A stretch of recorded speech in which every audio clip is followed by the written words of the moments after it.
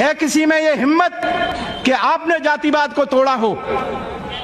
है कोई यहां पर यह कह सकता हो कि वाल्मीकि और भंगी समाज के लड़के को अपना दामाद बना लूंगा? है कोई कोरी, है कोई चमार, है कोई भंगी जो कह सकता हो कि हम आपस में भाई हैं? ब्राह्मण से ज्यादा दुश्मन वाल्मीकि को चमार नजर आता है और कोरी को चमार नजर आता है। क्या इस को तोड़ सकोगे?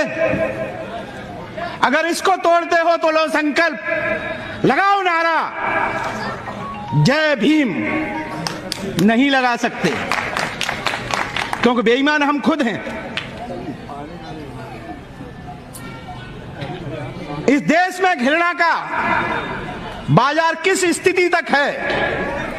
मैं नहीं कहता कि होली पवित्र थी या होलिका पवित्र थी। मैं मानता हूं, तुमने देखा होगा, तुम्हारे ग्रंथों में लिखा है कि होलिका एक गलत औरत थी। क्या सदियों से आज तक तुम उससे बदला नहीं ले पाए? आज भी नारी होली को जला करके कहती है मैंने अपनी बहन को जला दिया है, बहुत अच्छा पवित्र काम किया है। शर्म आनी चाहिए इस देश की उन नारियों को जो अपनी बहन को जला करके कहती हैं कि मैंने ये पर्व मनाया है।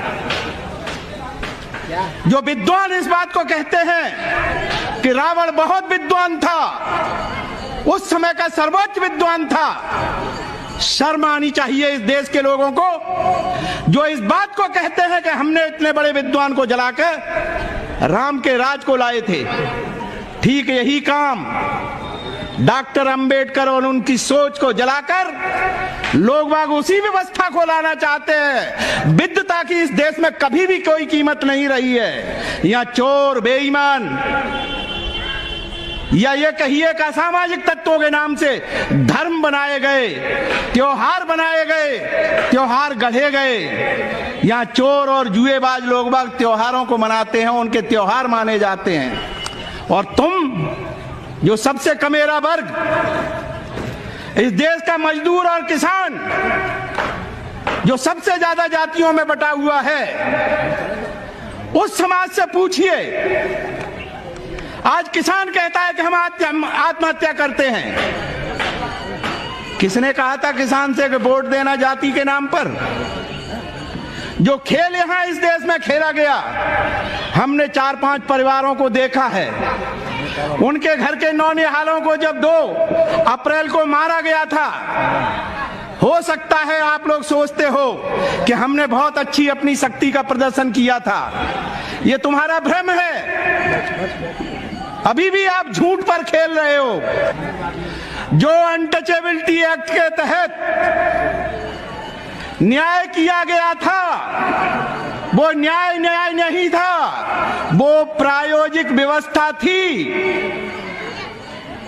आरएसएस और हिंदुत्व की, जिसमें एक तीर छोड़ा गया था सुप्रीम कोर्ट से, जिससे देश का दलित भड़केगा, ऑर्गेनाइज होगा, और क्योंकि वो अनटचेबिलिटी एक्ट के अगेंस्ट में होगा, इससे देश का किसान, अपने आप को हिंदुत्व कहा जाने वाला, वो सब ऑर्गेनाइज इसलिए हो जाएंगे कि चलो अब हमने इन चमार चूड़ों को एक तरफ करने, इन्हें हमें सबक सिखाना है।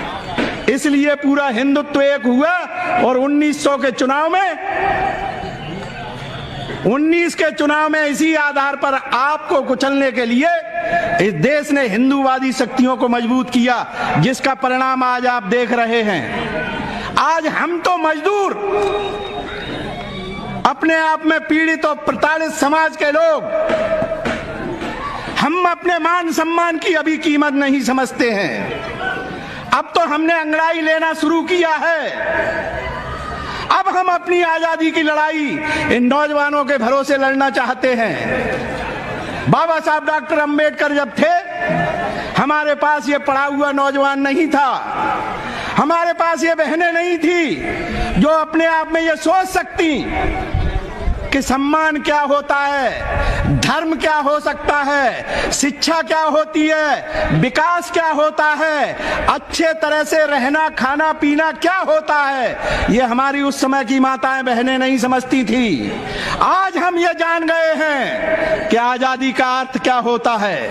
आज हम ये जान गए हैं कि गुलामी किस चीज को कहते हैं। तो अब तो हम ये अंगड़ाई लेकर के अपने संविधान को अपने सीने से लगा के 70 वर्ष तक जो जुर्म, अत्याचार और अपमान हम अकेले दलितों ने भुगता है, आज उस संविधान को लेकर सीने से लगाकर आज जो लोग कस्में खा रहे हैं भारत के संविधान की, आज जो पढ़ा लिखा वर्ग जिसमें ब्राह्मण भी है, क्षत्रिय भी है, वैश्य भी है, लेकिन वो संख्या में कम है, आज वो तैयार है कि अगर इस देश को देश रहना है, इस देश को भारतवर्ष रहना है, इस देश को आजाद रहना है, अगर इसमें आजादी से सांस लेनी है तो भारत के इस संविधान को जिंदा रखना बहुत जरूरी है। आज हम सुप्रीम कोर्ट से उम्मीद रखते हैं कि वह संविधान की रक्षा के लिए आगे आए। आज 4 जज सुप्रीम कोर्ट के कहते हैं कि इस देश का संविधान खतरे में है, उस पर कोई चर्चा क्यों नहीं होती, उस पर कोई मंथन क्यों नहीं होता? तो आम नागरिक तो सुन के कहेगा ही कि जरूर हमारे देश का संविधान खतरे में है।